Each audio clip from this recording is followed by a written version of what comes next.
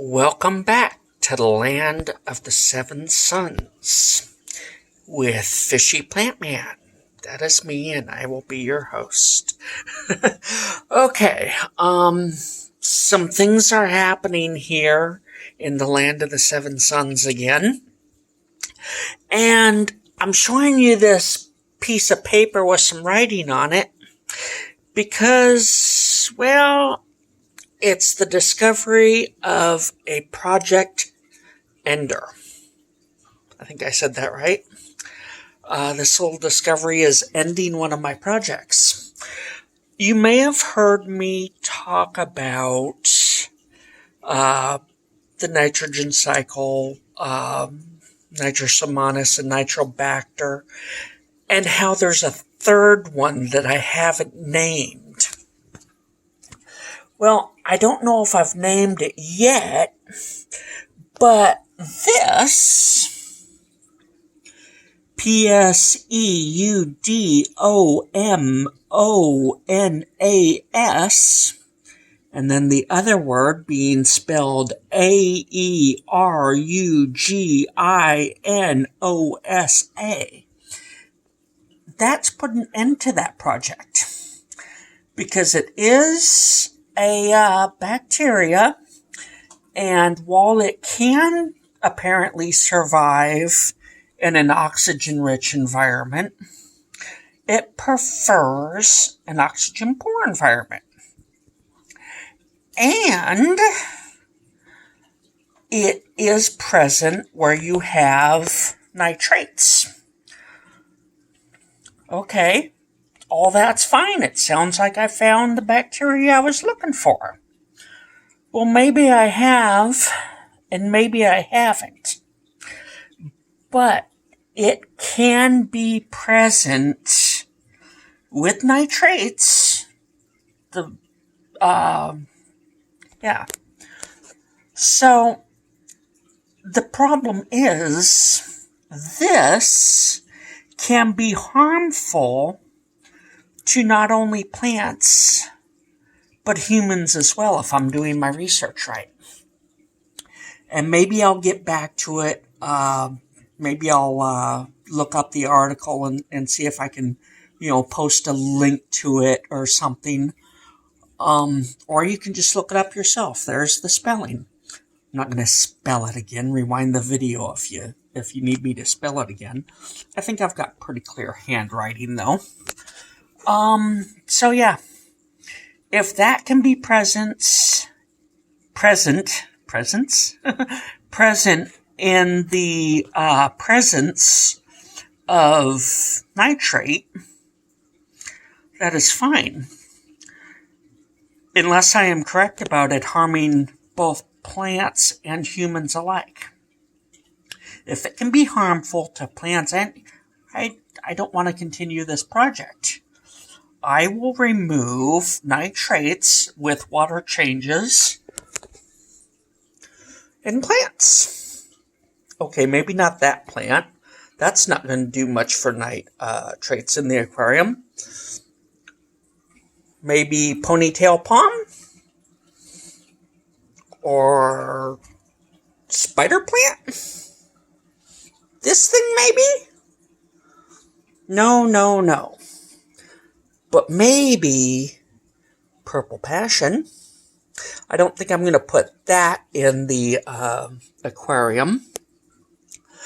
But I do have, let's go over here above the door into the plants. How's that for an interesting edit? Lucky bamboo. That lives in the tank. Well,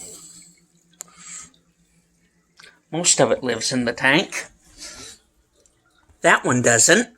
That's the lucky bamboo we're growing in dirt.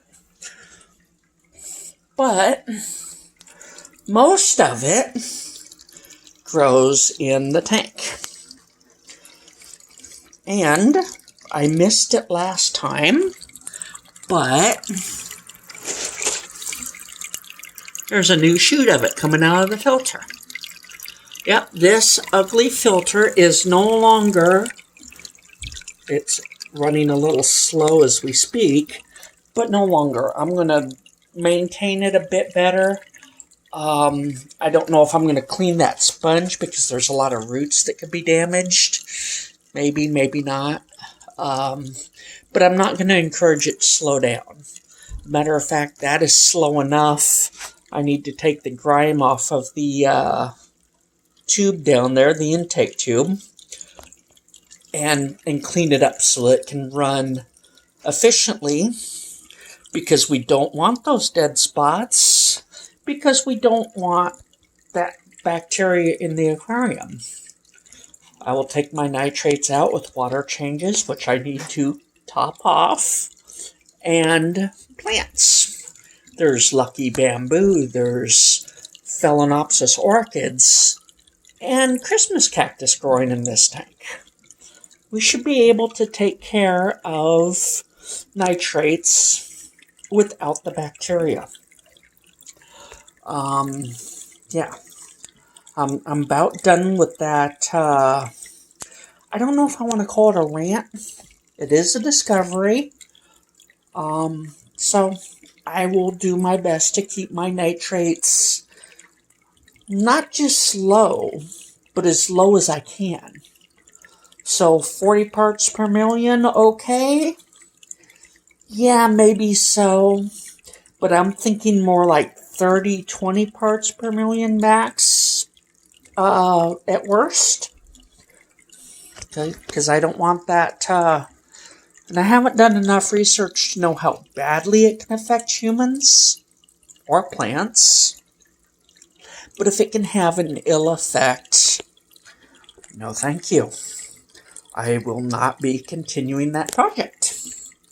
So, yeah. I don't know. That bit of ceramic might come out. It is doing a couple of things, not just home for that bacteria. It is kind of helping me not to move the coral around. And by coral, I just mean, crushed coral, the rock. So that may or may not come out, but it is no longer in there to try to make a home for that third bacteria. No, because we don't want that other kind, however you pronounce it. So, over here, we have a brick. Yeah, there's a plant on it. But the brick was not always there. It used to live down there in that hole. But because of the bacteria I've been talking about, that was the brick's only purpose, is to make a low oxygen environment for the third bacteria. Well, because we don't want that one that I got the spelling of over there, I took it out because that's all it was doing, is providing that low oxygen environment. Well, I don't want to encourage it anymore, because I might also encourage the other. So I put it up here, and this is the newest Phalaenopsis. It had the latest blooms, but the bloom spike had died, and it needed, quote-unquote, repotted, but I'm not really potting orchids anymore. We're trying this basically bare root method now. So I took it out of its pot because it needed to be out of the bark now, and plopped it on there. I figured it had enough waterings. That's an old flower spike there. It had enough waterings. Most of the artificial fertilizer that may have been on it was probably washed off by now. And I don't think that there is enough to harm the fish. So it went on the brick. And the fish, this is what I'm most excited about today. The fish in the cage. There's one. Let's see if I can get the other two females. There's a tail of a male. It's the tail of the male. Yeah. Okay, there's the other two. I'm going to try to make this shot as clear as possible. Back over here to this female. Try to get as good of a shot as her as I can without dropping the phone into the fish tank. Can you see why I might be excited just from filming the fish? Mostly the females. Yep, you may have figured it out. Somebody or somebodies has given birth. And I will see, but I don't know that we're going to get any filmage of baby fish. I will do my best. They're a few hours old, and there's not a lot of them. But there's one. Huh. Filming pretty well, actually. Scooting across the top there. Like I said, I think there's only about 4 of them. That one's, there's some food there that probably has finally gotten soft enough that he can eat it. Over here there's a couple, if you can see them.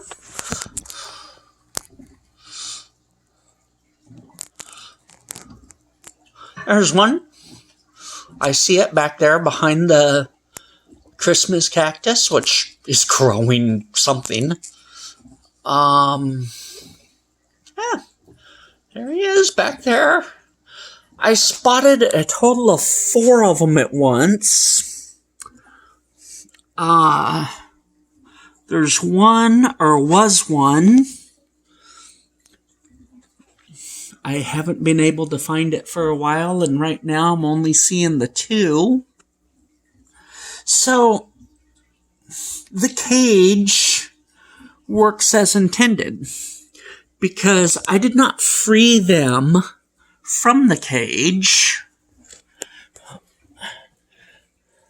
This tank needs a top off too, but I'm going to give, well, that tank might get a top off. I'm going to give this one a day or 2 because we got fresh babies.